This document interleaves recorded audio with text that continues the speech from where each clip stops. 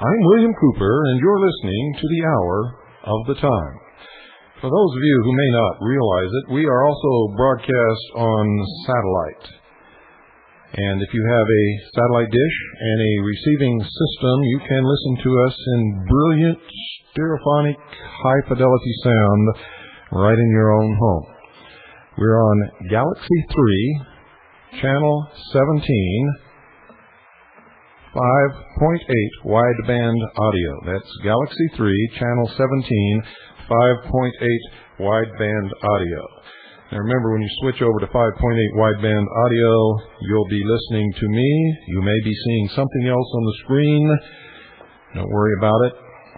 We are on a sub-audio carrier of a video channel. We're also broadcast worldwide over WWCR, Worldwide Christian Radio, 5.810 megahertz on your shortwave dial, originating from Nashville, Tennessee.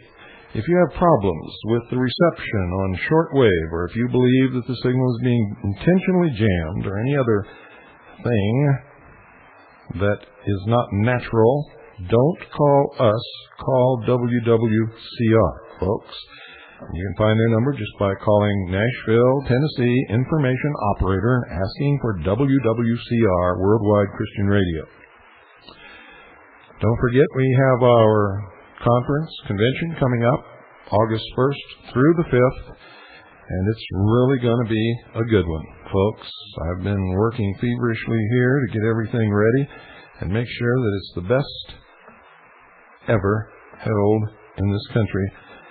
And if you haven't sent in your registration fee to ensure that you have a place, you better do it right away, because we only have X number of seats in this building, and once they're full, we have to turn anybody else away.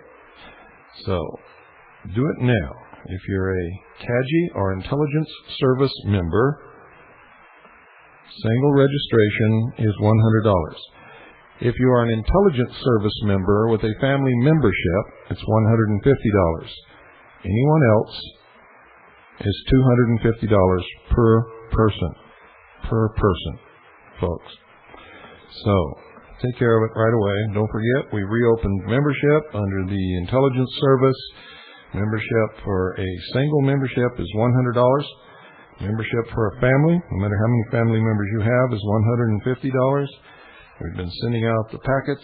We're sending out the information on the convention or conference for those people who have sent in requesting that information, and all of you should be either have it in your hands or be getting it within the next couple of days.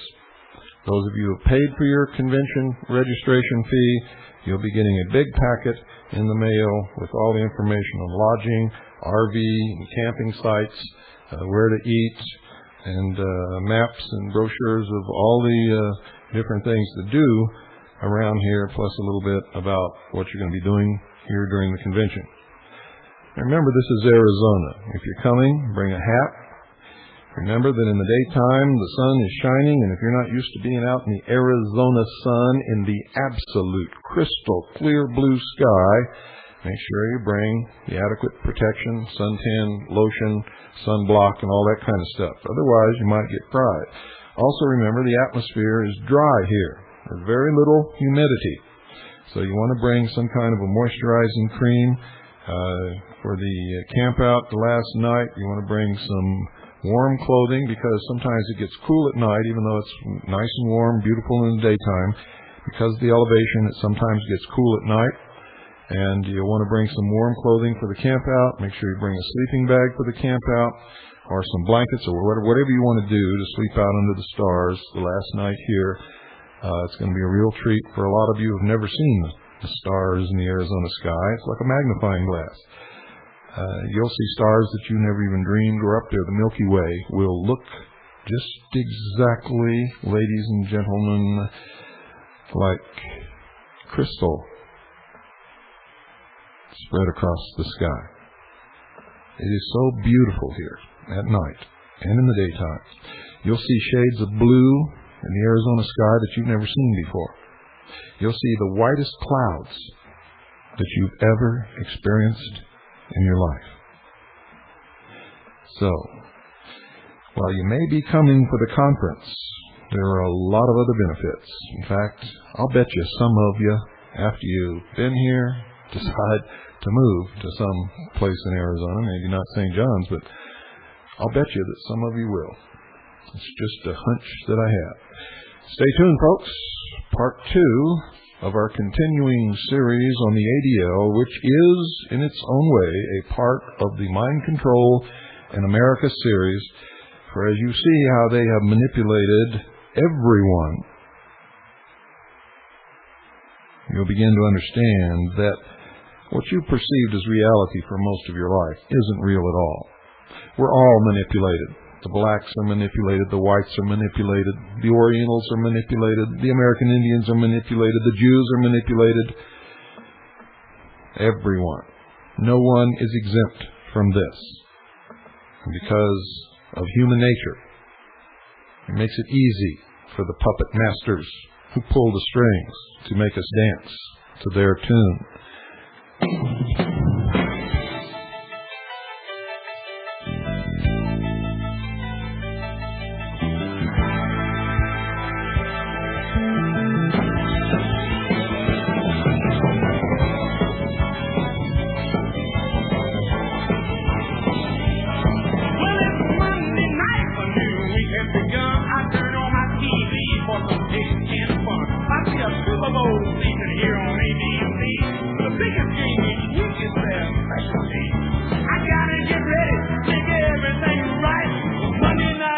Coming on tonight. Are you ready? Are you ready? Are you ready, ready? Are you ready for the football? A Monday night party? Hey, this is rockin' Freemasonry. Ready to get the good time started. We've got the teams on the field and we turned up the lights. All my rowdy friends are back for Monday night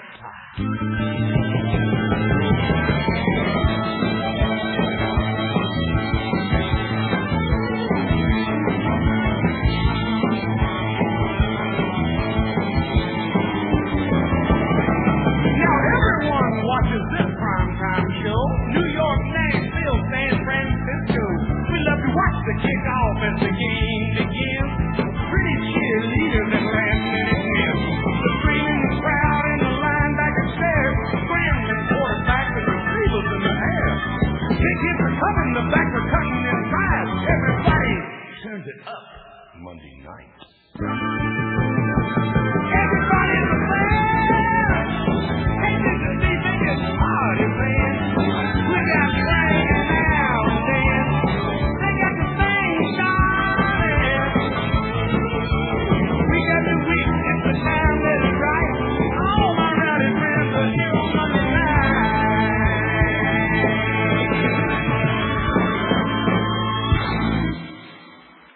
Yeah. Gangsters and traitors from the start, ladies and gentlemen.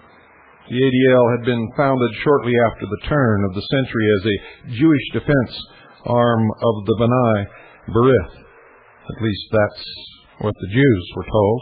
The nominally Jewish secret society, which is sponsored and controlled in all actuality by the Scottish Rite of Freemasonry and by some of the leading British and American families who are not Jewish at all, but subscribed to the British Israelite philosophy. Bnai Brith, Washington, D.C. Representative Simon Wolfe, the man whom Lincoln's Secret Service chief Lafayette C. Baker had arrested as a Confederate spy and Union blockade runner during the Civil War, was now working closely with President Theodore Roosevelt in mobilizing Jewish American support for the overthrow of the Russian Tsar. According to Wolfe's 1918 autobiography, he had met secretly with President Roosevelt in his Sagamore Hills estate in New York and had launched an international drive to brand the Tsarist regime as, quote, anti-Semitic, end quote. They've done the same thing to me, ladies and gentlemen, as you all know. After a series of meetings and correspondence with Russia's Prime Minister, Count Sergei Witt, arranged by Roosevelt, Wolfe had denounced the Russian regime for reneging on its promises to curb anti-Jewish pogroms, after which American Jewish organizations led from behind the scenes by the Bnai Brith began funneling guns to the anti-Tsarist insurrectionists. Thus, Bnai Brith played an active role in the Russian Revolution of 1905. This activity, ladies and gentlemen, would lead to widespread allegations that prominent American Jews were pro-Bolshevik.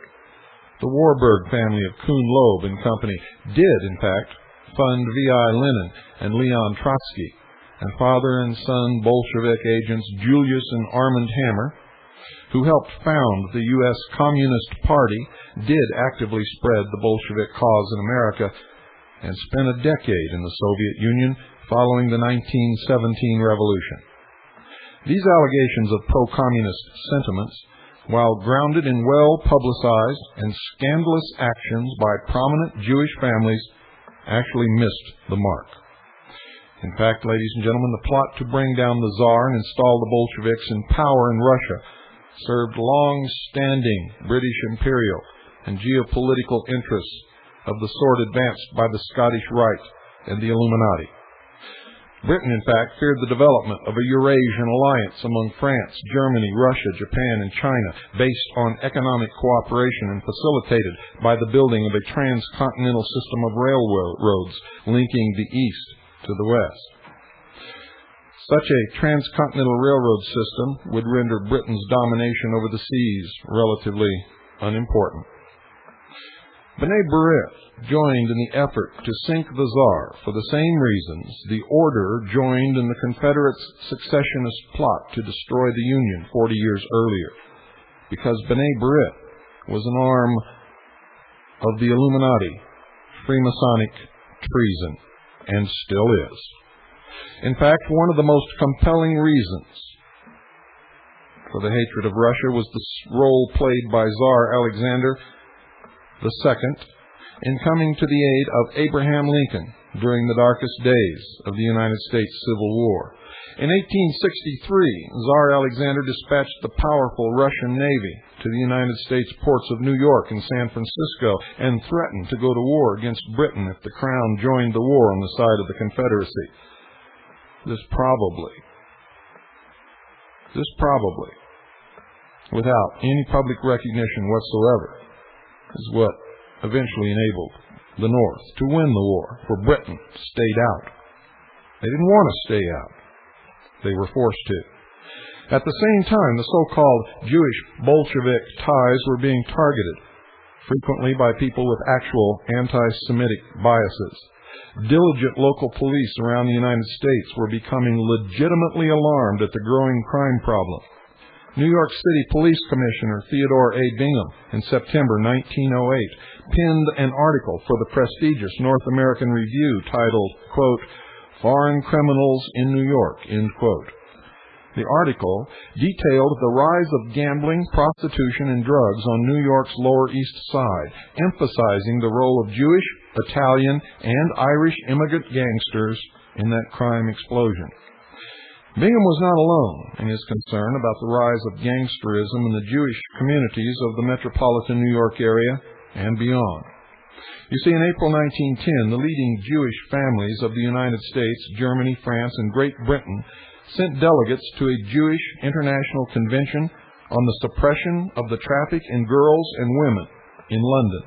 Keynote speaker Arthur R. Morrow delivered an alarming report on the involvement of Jewish gangsters in the worldwide white slave trade and in big-time prostitution. Now, for those of you who believe that this is all being brought about by the Jews, remember, these were the leading families, the leading Jewish families of the United States, Germany, France, and Great Britain, who sent delegates to a Jewish International Convention and brought the spotlight to this illegal and criminal traffic in girls and women. They were not guilty of participation. They, in fact, wanted it stopped. Quote, "I wish I had time to tell you all I know, which goes to show that the traffic of Jewesses is almost worldwide, but I must restrict myself to a few incidents to prove that an extensive traffic does exist. In 1901, a rabbi came from the Transvaal and told me that the amount of Jewish prostitution and traffic in Johannesburg, Pretoria, Lourenco, Marx, Beria, and Salisbury are appalling. In later years, the same story came from another rabbi regarding Cape Town.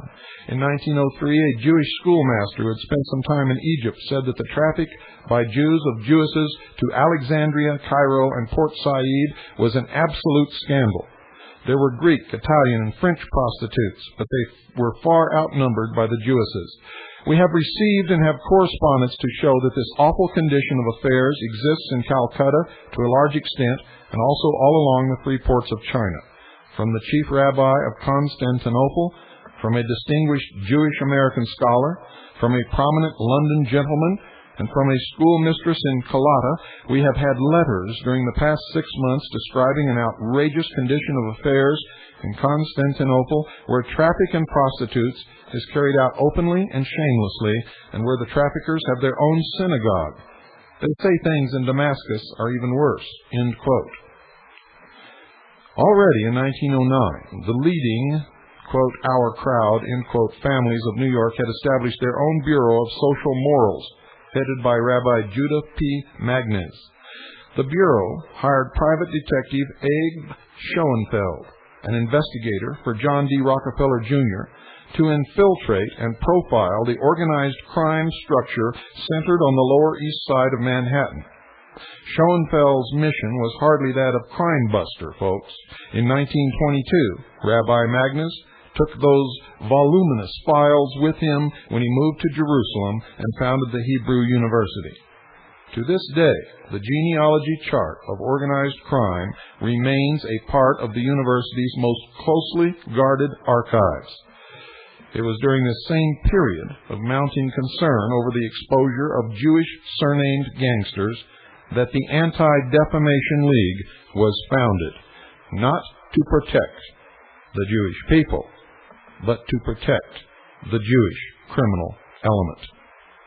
One of the very first targets of the ADL was New York Police Commissioner Bingham, whom the ADL smeared as an anti-Semite for his efforts to quell organized crime on the Lower East Side. Bingham's crime-fighting efforts were by no means targeted exclusively against Jewish gangsters. His chief detective, Lieutenant Joseph Petrosino, was assassinated in March 1909 in Sicily while meeting with Italian police to establish cooperation in probing links between criminal elements and anarchist networks operating in both the United States and Italy. In 1901, Petrosino had warned the Secret Service about an imminent assassination attempt against President William McKinley. Petrosino had learned of the plot by infiltrating his agents into the Henry Street Settlement House in New York, a hotbed of British Fabian society and international anarchist activity. The Secret Service ignored his warnings, and McKinley was assassinated months later, leaving British agent and Bnai Brith ally Teddy Roosevelt to assume the presidency.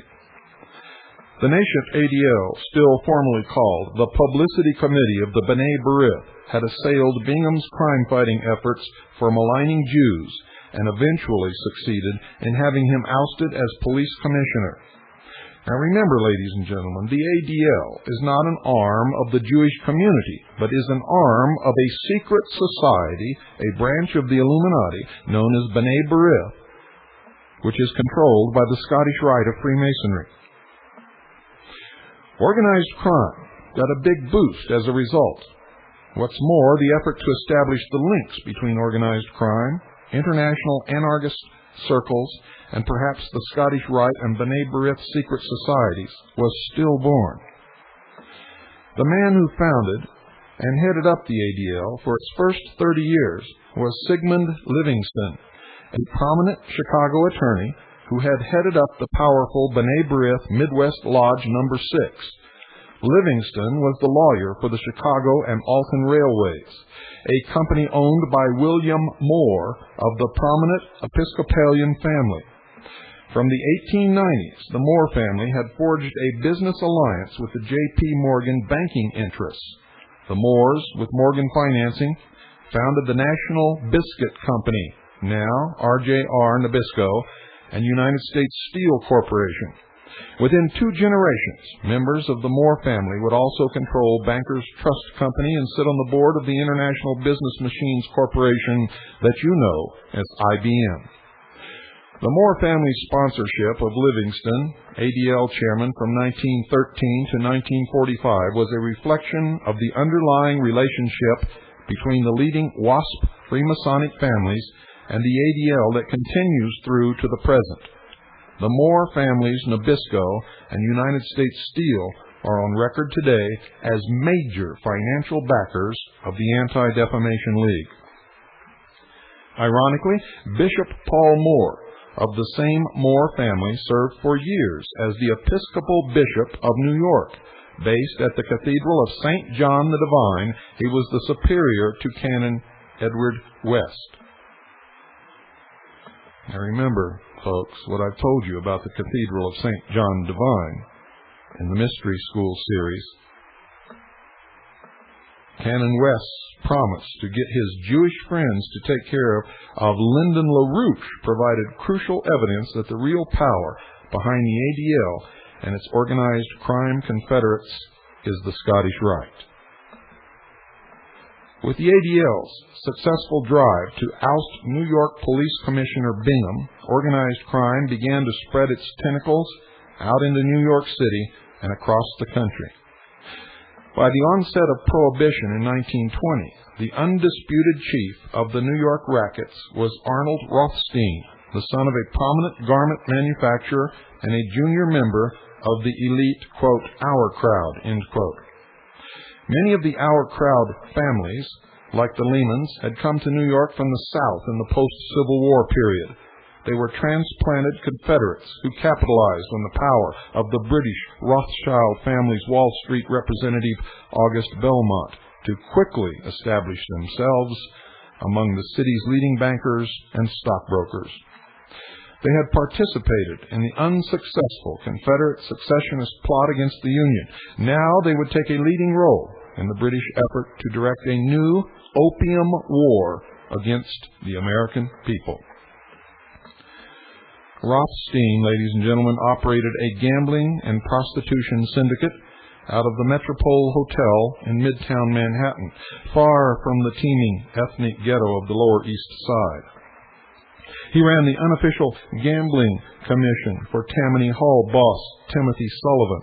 He hobnobbed with some of the country's wealthiest legitimate businessmen like Julius Fleischmann, the yeast manufacturer, Joseph Seagram, the Canadian distiller, Harry Sinclair of the Sinclair Oil Company, and Percival H. Hill, head of the American Tobacco Company. In 1919, Rothstein engineered the fixing of the Baseball World Series on behalf of his gambling cronies in what became known as the Chicago Black Sox scandal. At the behest of Lower East Side gangster Irving Wexler, also known as Waxy Gordon, and Detroit mobster Max Greenberg, Rothstein put up the initial $175,000 to establish the first bootlegging operations of the Prohibition era, servicing the Midwest and the East Coast with British whiskey transported across the Atlantic. rum-running ships owned by Rothstein and his partners would smuggle the British whiskey from Long Island Sound into the U.S. Rothstein's British contacts included Winston Churchill, who at the time headed the Royal Commission in charge of liquor. In 1921, Rothstein also opened up a British pipeline for smuggling heroin into the United States via his business agent in China, Jacob Katzenberg. Katzenberg hooked up with the British Opium Cartel, then headed by Lord Keswick of the Hong Kong and Shanghai Banking Corporation and the Jardine and Matheson Trading Company, and arranged the transit of the illegal drugs through Marseille into New York City. The route, later known as the French Connection, would remain the primary pipeline of heroin into America up through the 1960s. The period of Prohibition, folks, marks the syndication of organized crime. It also marks the emergence of illegal money as a major source of investment capital and so-called legitimate business. As the proceeds of the billions of dollars in illegal whiskey and dope sales were funneled into such lucrative straight investments as the Hollywood, motion picture, and music industries, the Nevada gambling casinos — Nevada conveniently legalized casino gambling just as Prohibition was coming to an end — and post-Prohibition legal alcohol distilleries, the ADL, was on hand to directly reap the benefits. In 1929, ladies and gentlemen, one of Meyer Lansky's New York City crime lieutenants, Frank Erickson, founded the Sterling National Bank. Erickson was a specialist in money laundering. After Lansky replaced Arnold Rothstein, where he was assassinated in 1926, as the chairman of the board of the National Crime Syndicate, Erickson had been put in charge of the nationwide bookkeeping operations. Erickson handled Lansky's hidden interests in gambling casinos, racetracks, and other businesses around the country. Sterling National Bank served as the mob's factor bank in the New York City Garment Center, doling out high-interest short-term loans to thousands of small clothing manufacturers to purchase their raw materials. The loans were collateralized by the garment firm's accounts receivable. On paper, it was a benign, barely legal form of loan sharking. The victims were Jews. In practice, it was the syndicate's foot in the door for taking over the entire garment industry through violence and intimidation. Again, the victims were Jews. Erickson's relationship with Lansky gave Sterling virtually unchallenged control over the garment center. In 1934, Theodore H. Silbert went to work for Sterling National Bank.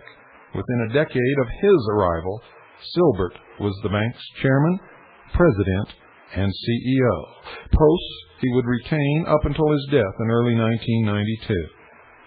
You see, Silbert was the ADL's man on the scene. He would serve as the ADL's national commissioner, treasurer, and chief fundraiser. The ADL established its bank accounts at Sterling National, and according to IRS records, invested in bank stock.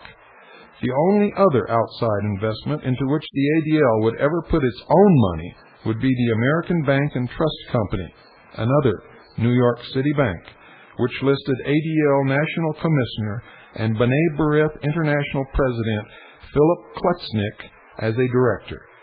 ABT would go under when shady Mossad financier Davy Gravier made off with all the bank's deposits and then ostensibly died in a mysterious airplane crash over Mexico. Gravier's so-called death was so suspect that New York State listed him as a co-conspirator in the ABT bank fraud investigation for years. For you see, they didn't then and they don't believe now that he really died in that plane crash. Although Silbert's emergence as the leading figure at Sterling National was part of a campaign to cleanse the bank's public image by replacing a known gangster with a philanthropist and civic-minded banker, Sterling continued to be entangled in shady financial dealings, sometimes leading to high-visibility civil suits. The most explosive of these scandals hit in January 1982, when the Italian government filed suit in United States District Court in New York City against Sterling, charging it with constructive trust conspiracy to defraud, fraud, and breach of fiduciary duty. The case, ladies and gentlemen, revolved around Italian banker Michele Sindona's looting of $27 million from the Banca Privata in 1973 to 74. The theft had repercussions across the Atlantic as well. The Franklin National Bank on Long Island, New York, went bust as the result of Sindona's involvement. Sterling National Bank was one of the laundromats through which Sindona washed the stolen cash.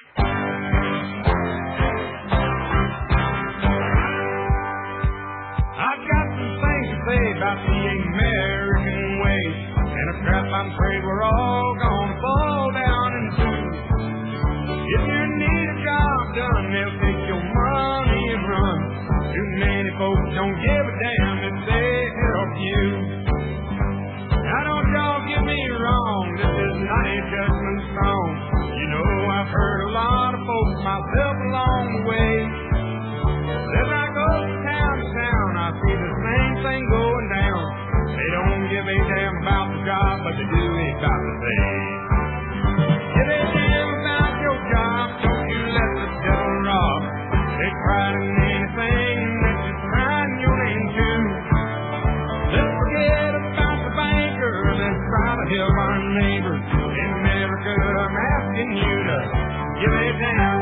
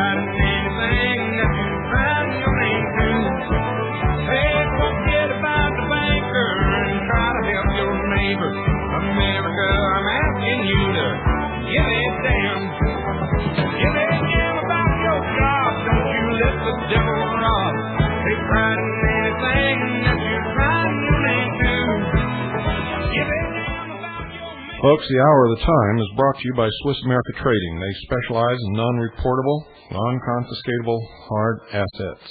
The only thing in history that is proven to hold its value no matter what the economy does. You see, you can buy the same number of loaves of bread today with 1 ounce of gold that you could in 1862 or in 1710 or in the year 1236. And you'll still be able to buy the same number of loaves of bread with 1 ounce of gold in the year 2078 as you can today. Now, gold will fluctuate on the market, so will silver. It's directly proportionate to the value of the dollar in relation to foreign currency.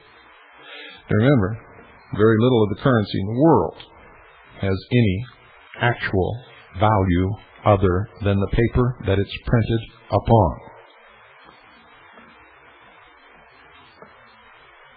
The value of gold, when it fluctuates, is a direct reflection of the confidence or the lack of confidence in the paper currency that the people are using at the time.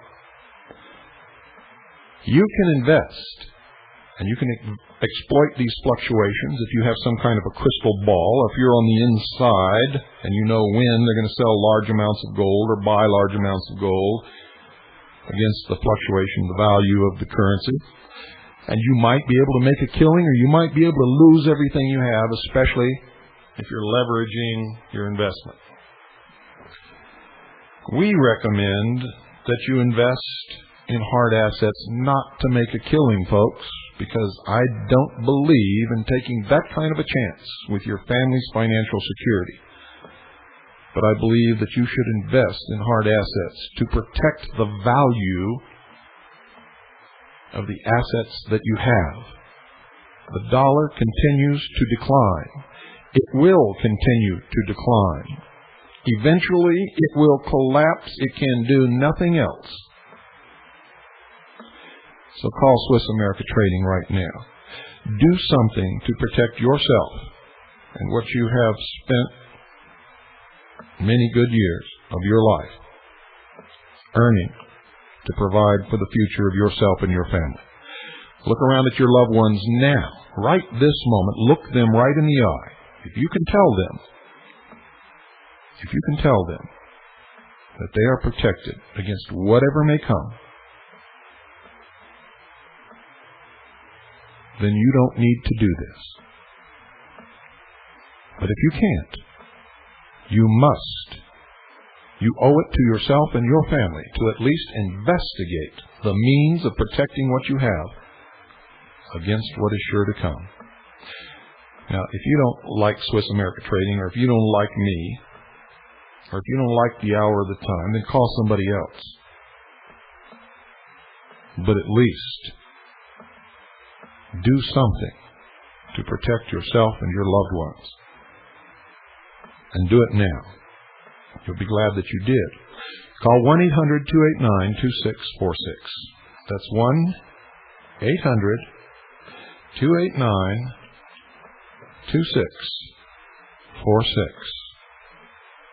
Call now, folks. It'll be a great weight off your shoulders. You'll be able to rest peacefully, and your family will have a much stronger faith in your ability to lead them. 1-800-289-2646. You'll be glad that you did.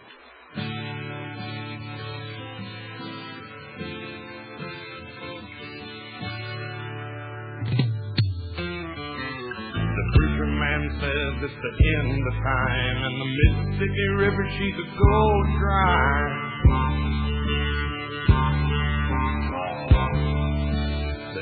Is up and the stock market's down, and you're only getting mugged if you go downtown.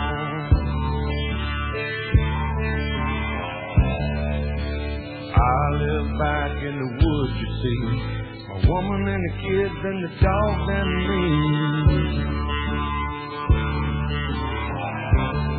I got a shotgun, a rifle, and a four-wheel drive, and a country boy can survive. Country folks can survive.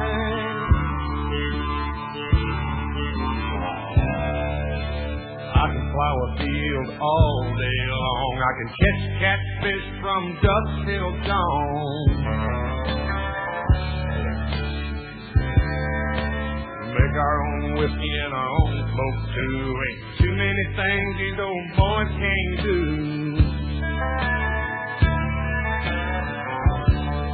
Grow good old tomatoes and homemade wine, and country boy can survive. Country folks can survive. Because you can't starve about and you can't make a run. Folks, tonight's program is based upon a report by the Executive Intelligence Review, a special report by the editors of the Executive Intelligence Review. This report was first published in 1992, entitled The Ugly Truth About the ADL. It has taken CAGI this long to duplicate the research and verify that every single fact in here is absolutely 100% correct and true. The fact that none of the people, nor the ADL, has ever sued the Executive Intelligence Review over this information further substantiates the value and the truthfulness of this report. This is not an anti-Semitic report. It is an anti-ADL, anti-secret society, Bnai Brith, controlled by the Scottish Rite of Freemasonry, a racist organization promoting the concept of the British Israelism concept that the Anglo-Aryan race is superior to all others. Indeed, has a special covenant with God and all this other baloney. And folks, it is baloney. Someday you will all wake up to that fact.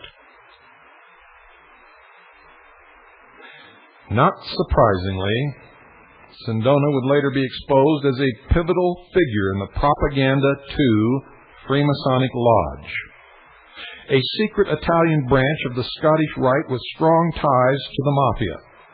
Its antecedent, the 19th century Propaganda One Lodge, had been founded by Giuseppe Mazzini, the founder of the Sicilian Mafia, as a branch of the European Illuminati, a leading member of the First Communist International and an agent of Britain's Lord Palmerston, the Grand Master of the Scottish Rite. Giuseppe Mazzini was in close communication with the Confederate General Albert Pike, who was the head of the Illuminati in the United States. Some things, folks, just never, ever change.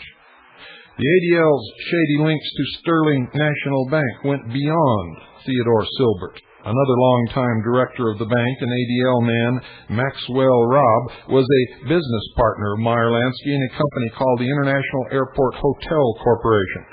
The vice chairman of the powerful New York State ADL, Robb weathered the public airing of his Lansky links and went on to be the United States ambassador to Italy during the Reagan administration. Talk about putting the fox in the henhouse. Arnold Burns was another ADL asset on the board of Sterling. Burns' law firm, Burns and Summit, got caught up in a tax evasion scheme in the early 1980s that almost landed both partners in jail. Under a loophole in the federal tax codes written into law, thanks to the Zionist lobby in the United States Congress, American investors in Israel research and development firms could claim their investments as tax write-offs. But nobody else could, investing in the same type of business in other countries and in the United States. Arnold Burns set up a string of tax shelters in the Bahamas, ostensibly to fund these Israeli research and development projects. However, the money, minus a hefty fee to Burns and Summit, never, ever reached Israel. It was laundered right back into the United States, where it could be used by its own owners tax-free. And when the scheme became the subject of a federal grand jury in New York, Burns pointed a finger at some of his cohorts and walked away, completely unscathed. A few months later, Arnold Burns was named Deputy Attorney General of the United States, a post he held throughout most of the Reagan era, Deputy Attorney General of the United States of America. Burns's name had been placed before Ronald Reagan by John J. McCloy, a powerhouse in the New York City white Anglo-Saxon Protestant establishment, a leading Anglophile, British Israelist, ex-head of the Central Intelligence Agency, and the former chairman of the Chase Manhattan Bank. Nor is Sterling National Bank the only ADL bank implicated in the dope trade and organized crime. Leonard Abbas of Miami, Florida, is another honorary national chairman of the ADL. He's the chairman of City National Bank of Miami, one of many Florida banks caught laundering big-time drug money. A top aide to Abbas at City National, Alberto Duque, was jailed in the late 1980s for laundering dope dollars.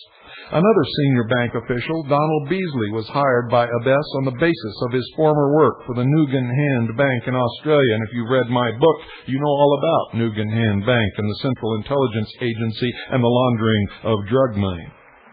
Nugan Hand went bust in the mid-1980s when one of its founders, Frank Nugan, was found dead in his car, the victim of what police labeled a suicide. And the other partner, former Green Beret and CIA agent Michael Hand, a veteran of Delta Force, disappeared into thin air with $26 million in bank assets. Nugan Hand had been set up during the final days of the Vietnam War by ex-Central Intelligence Agency and Pentagon officers, including Ted Shackley, to launder black market profits into shady intelligence operations throughout Asia. And the 1985 Mo Dalitz Award dinner was a kind of coming-out party for the ADL's friends in the National Crime Syndicate. It was, ladies and gentlemen, by no means the first time the League publicly flaunted its deep ties to the gangster world. You see, in 1963, as part of an effort to vastly expand its fundraising reach, the ADL appointed Hollywood producer Dor Sherry as its national chairman. At the time, Sherry was the reigning superstar at the Metro-Goldwyn-Mayer studios. Among the Hollywood insiders, however, Sherry was known as a lifelong pal of syndicate higher-up Abner Longy Zwillman of New Jersey. Zwillman was one of the first of the Prohibition-era bootleggers and Lansky aides to get involved in the Hollywood motion picture industry, an original member of Murder Incorporated, and the head of the powerful Reinfeld bootlegging syndicate in New Jersey. Zwillman expanded into labor racketeering during the waning days of Prohibition. And by 1930, he had seized control over the Screen Operators Union up and down the East Coast and parlayed that into shares in some of the big Hollywood studios. And you don't think there's any mind control in America? At this time, Dor Sherry ran an amateur drama group at the YMHA in Newark, New Jersey.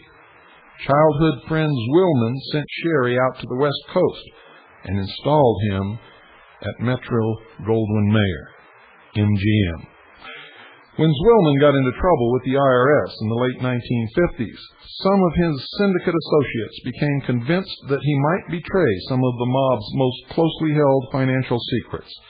And on February the 27th, 1959, he was found hanging from a pipe in the basement of his 20-room West Orange, New Jersey mansion. According to Federal Bureau of Investigation reports, Sherry attended the funeral. In the FBI memo citing Sherry's appearance at the Zwillman funeral, the Bureau delivered a kind of eulogy to the mobster, citing an article from the New York World Telegram. The FBI memo read, quote, "Nobody followed so successfully for so long the approved underworld formula for success, from rags to rackets to riches to respectability," end quote. And folks, if the rags to respectability formula were to be applied to organizations, the Anti-Defamation League of Bnai Brith would be first on the list of success stories. For the past 2 decades, Wall Street lawyer Kenneth Balekin has been Mr. ADL, a long-standing member of the League's National Executive Committee. Balekin served from 1982 through 1986 as the League's national chairman. It was on his watch that gangster Mo Dalitz got the ADL's prestigious, quote, Torch of Liberty, end quote, prize. That junk bond swindler Michael Milton poured millions of dollars into the launching of the League's A World of Difference propaganda campaign to wreck American public education, and that accused drug money launderer Edmund Safra got Balekin and the ADL to mediate a corporate divorce between his banking empire and the American Express Company.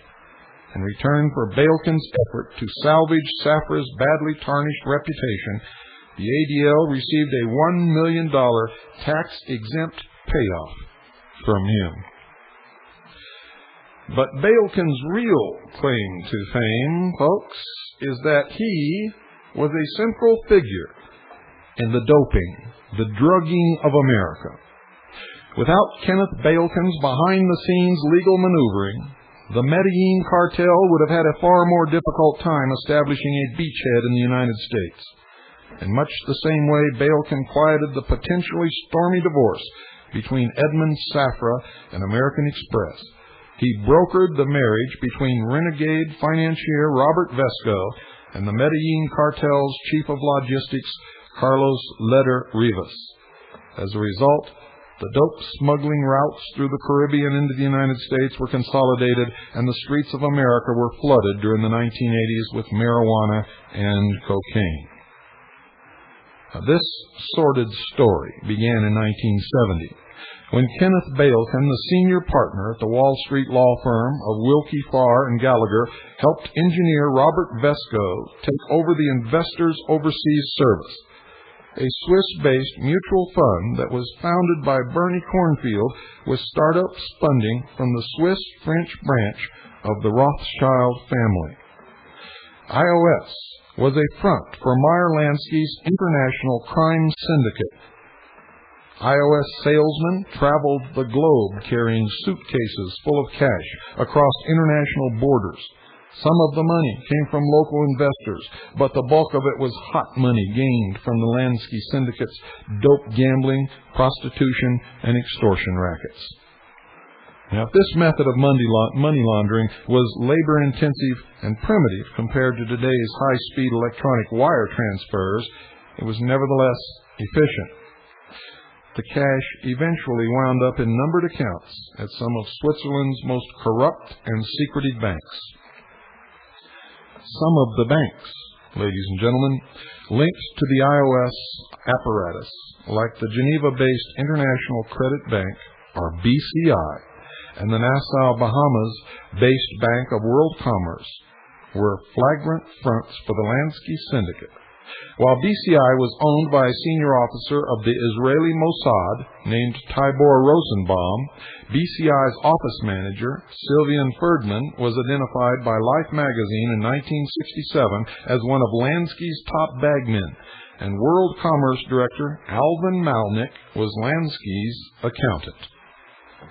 When Lansky and his controllers decided to shift the center of their underground banking operations from Switzerland to the Caribbean, as part of the planned expansion of cocaine and marijuana smuggling into the United States, with the cooperation and the help of the intelligence community and the military, it was the ADL and Balekin that engineered the move.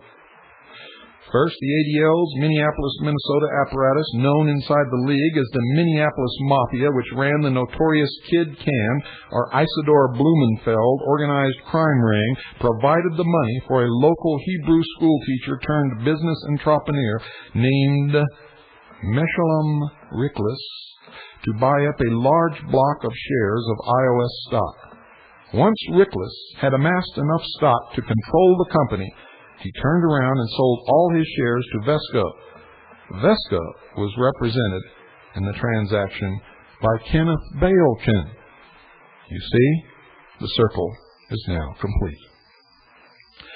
Vesco's next step was to oust Bernie Cornfield as the president of IOS and take over the job himself. Over the next several years, ladies and gentlemen, a total of $270 million was siphoned out of IOS accounts in Switzerland. Officially, the money was never found, and Robert Vesco conveniently fled the United States one step ahead of the FBI and the IRS. The Cornfield to Riklis to Vesco transaction may have been largely a wash of Lansky syndicate dollars. From Prohibition onward, the Minneapolis Kid Can gang had been handlers of Lansky money. Kid Can eventually moved to the Miami area and was a key player in Lansky's big-time move into southern Florida Gold Coast real estate. However, folks, not all of the money siphoned out of IOS by Vesco was family cash. A lawsuit was brought in U.S. District Court in New York City in 1980 by some of the independent investors who had lost their shirts in the looting of IOS. While not revealing the whereabouts of the missing millions, the civil suit identified Balekin and the Bank of New York as partners of the fugitive financier in the scheme. On July 31st, 1980, federal judge D.J. Stewart ordered Wilkie Farr and Gallagher to pay $24.5 million to a group of IOS investors and ordered the Bank of New York to pay $35.6 million. The case file, which fills 20 cartons stored at the Federal District Court warehouse in Bayonne, New Jersey, shows that Balekin was the evil genius behind the entire looting scheme. A year before the court ordered Wilkie Farr and the Bank of New York to pay up for their role in the looting of IOS, some of that money had been used by Vesco to purchase Norman's Cay in the Bahamas. Vesco's partner in the deal was Carlos Letter Rivas, a small-time Colombian car thief and marijuana smuggler who had recently gotten out of jail in Florida.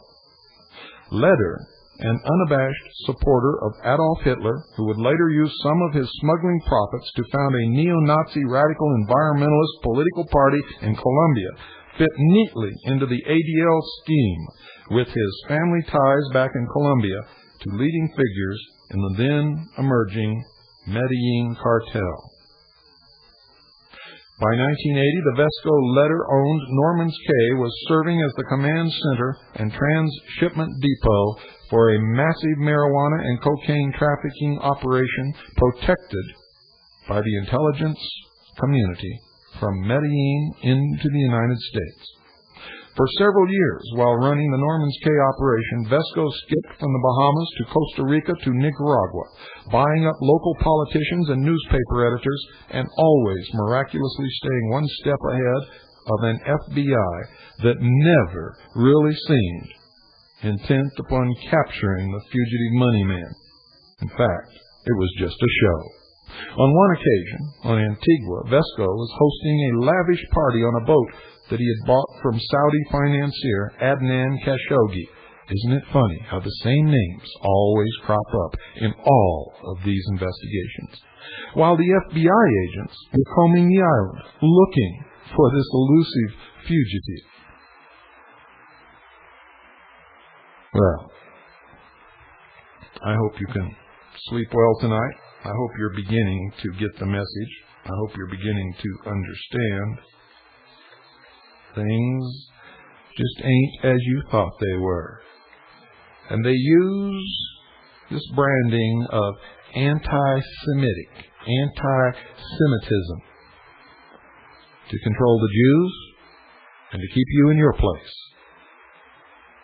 You see, you will learn later in the series that when the ADL needs to rally the Jewish community around a cause, it is the ADL itself which sprays the swastika on Jewish synagogues and on their gravestones in their cemeteries. Good night, and God bless you all.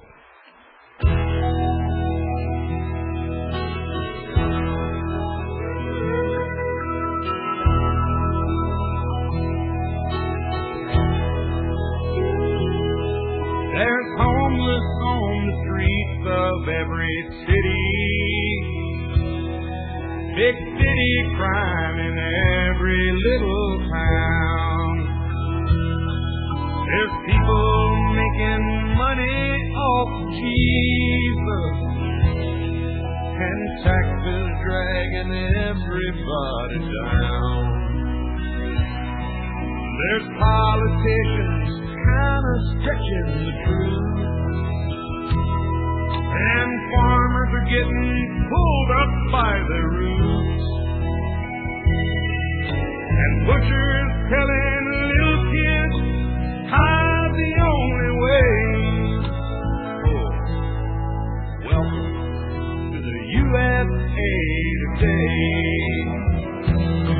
It's true, we got our problems, Lord knows we make mistakes, and every time we solve one, in others take its place.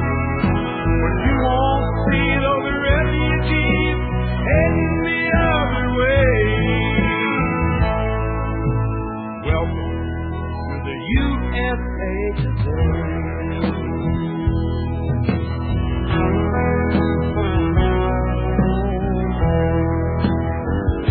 But there's a million happy homes for every homeless, and opportunity still knocks on every door. Our younger generation's really shining, much brighter than they've ever shined before. We've got the right to vote our leaders in. Yeah. we've got the right to vote them out again. And we're all free to speak our mind and not get locked away. Welcome to the USA today. If you believe all that, folks, you're not playing with a fold-out. Good night. See you tomorrow night. Don't miss it.